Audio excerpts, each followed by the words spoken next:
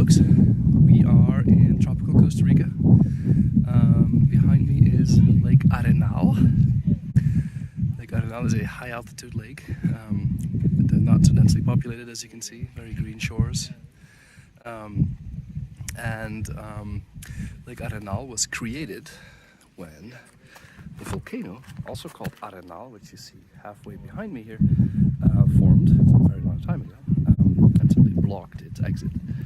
And so the lake now has another exit higher up in the landscape where it can kind of skirt sideways from the volcano.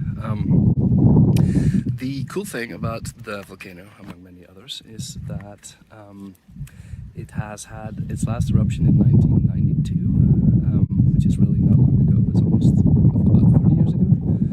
And we are currently on the lava flow that erupted from the volcano in that year. It stopped in August of 1992.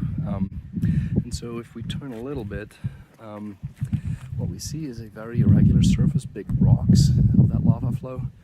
Turn a little bit further, see how the lava flow is actually a very steep-sided flow that ends up over there and goes steeply into the rest of the landscape. And that, of course, is very different from imagining a water flow, right? The water flow lies flat, has a flat surface and lies deep in the landscape in between higher parts, ridges or walls. So what's different about a lava flow? You know what's different about a lava flow. It is the fact that it's much more viscous, and so it usually flows slower, and it flows much more thickly or about down from this mountain. And so its front, which we just walked up, is also very steep. Its sides are very steep, and then when you're on top of it, like here, it's not by itself very steep, as you can see, but it's very much broken up, because the second key difference between a lava flow and a water flow is the fact that the lava, while it flows, also becomes solid, has the phase change from liquid to solid. And so it then becomes, especially on the outside, it becomes large pieces of rock, large boulders, very irregular, and those are what you see here, while the inside often is still flowing.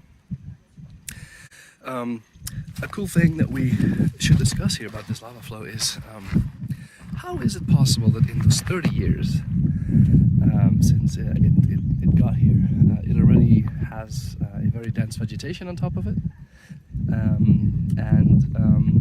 we hardly see actually those open rocks like over there. And the reason behind that is that we are here in the tropics. We are very close to the equator, warm temperatures, lots of rainfall. Imagine how much rain falls out of all those clouds here. And that is a great recipe for plants. You already know that in the tropics we have the densest forests, we have the tropical rainforests, and essentially this is a tropical rainforest. You also know that most of the tropical rainforests are actually on very poor soils, like the oxysols and ultisols, or in international language, feral soils mainly. Very poor clays, extremely weathered soils. But that's not what we're getting here, of course, in these very, very young lavas. This is a lava that is also chemically very rich, mainly of basaltic nature. It means that the second this starts to weather, we get a lot of nutrients. And that, added to the fantastic climate, of course, is a great recipe for very quick colonization. It is nonetheless true that vegetation here on top of the lava flow is less developed than the vegetation that we were walking through earlier, with, I hope you can see it in the back, really fantastically large trees, you know, the kind of trees that you imagine in a tropical rainforest. And so there is still development needed here on top of the lava flow, probably for several more decades at the very least, for this to become a full-fledged tropical rainforest. Now, if you would walk up the volcano, it's currently illegal because of the fact that this is an active volcano, but if you were to walk up, you would also slowly start crossing vegetation boundaries in that direction. And that's simply because it gets colder as you go up, and different temperatures lead to different vegetation zones. Ultimately, you might even, I'm not sure that you would reach it here on this volcano, but ultimately you would expect to cross the tree line and leave any forest behind and go into higher zones where perhaps you have, you know, only mosses or low shrubs. All right, that's the update from the volcano Arenal and beautiful Lake Arenal in Costa Rica.